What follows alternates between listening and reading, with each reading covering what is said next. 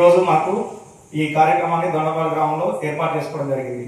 దీని యొక్క ముఖ్య ఉద్దేశం ఏంటంటే మనం దొండపాడు గ్రామం అది మన మండలంలోనే చాలా పెద్ద గ్రామం. అందుకే నేను మొదటగా ఇక్కడ వచ్చి కూడా 20 రోజులు అవుతుంది.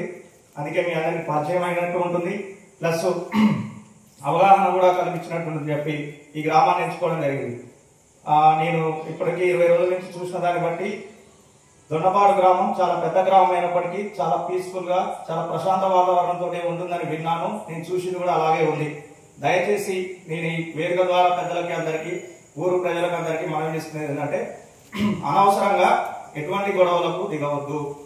ఏదైనా సమస్యలు ఉంటే ఒక 10 నిమిషాలు ఆలోచించి ఆ సమస్యలను శాంతియుతంగా పరిష్కరించుకోవాలి. లేదా పెద్దల సమక్షంలో కుదరకపోతే పోలీస్ స్టేషన్ ఆశ్రయించవచ్చు. మీకు ఏ కష్టం వచ్చినా ఏ నష్టం వచ్చినా పోలీస్ ఎప్పుడు మీ అమ్మడే ఉంటుంది. పోలీస్ ఉన్నదే ప్రజలకు పనిచేయడం కోసం. అవునా కాదండి?